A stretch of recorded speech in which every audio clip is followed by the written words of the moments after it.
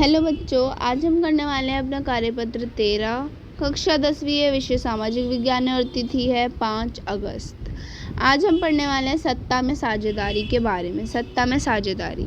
श्रीलंका एक द्वीपीय देश है। कैसा देश है? द्वीपीय, जो भारत के दक्षिणी तट से कुछ किलोमीटर की दूरी पर स्थित है। इसकी आबादी करीब 2 करोड़ की है। ठीक है।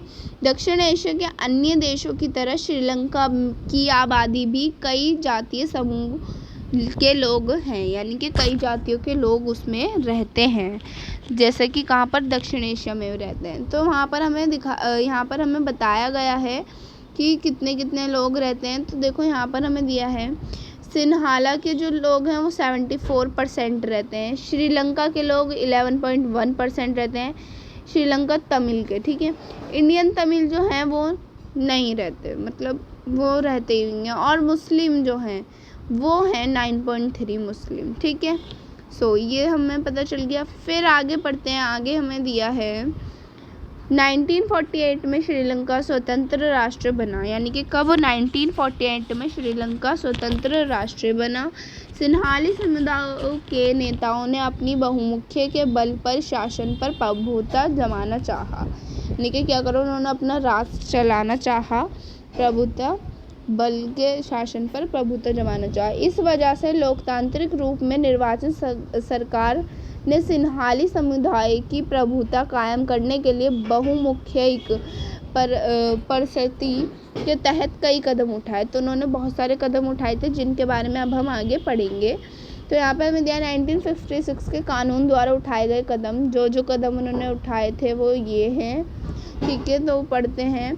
सिन्हाली के एकमात्र राजभाषा बना दिया गया, यानी कि उसे एकमात्र राजभाषा बना दिया। इस प्रकार तमिल भाषा की उपेक्षा की गई। और फिर क्या हुआ? तमिल भाषा की उपेक्षा की गई। बौद्ध धर्म के राज्य का संरक्षण, यानी कि जो बौद्ध धर्म होते थे उनका संरक्षण किया गया, उनका बचाव किया गया।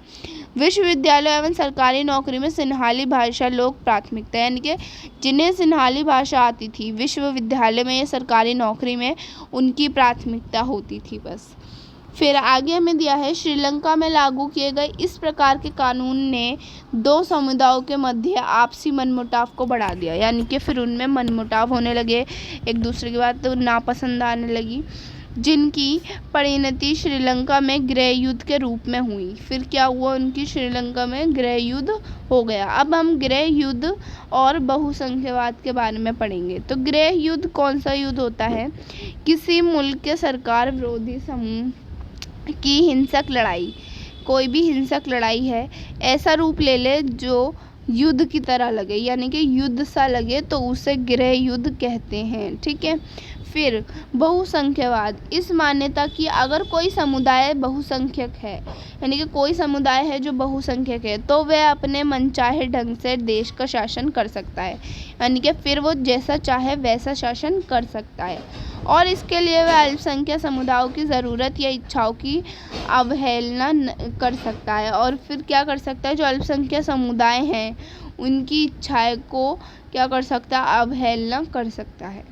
फिर हमें दिया है सही विकल्प का चयन कीजिए। तो सही विकल्प का चयन, यानी कि इसमें हमें सही आंसर ढूंढना है। जैसे कि फर्स्ट क्वेश्चन में पूछा है, श्रीलंका के संदर्भ में कौन सा असत्य है, यानी कि कौन सा सही नहीं है। जैसा कि फर्स्ट, श्रीलंका वर्ष 1948 में स्वतंत्र हुआ, हाँ ये भी ठीक है।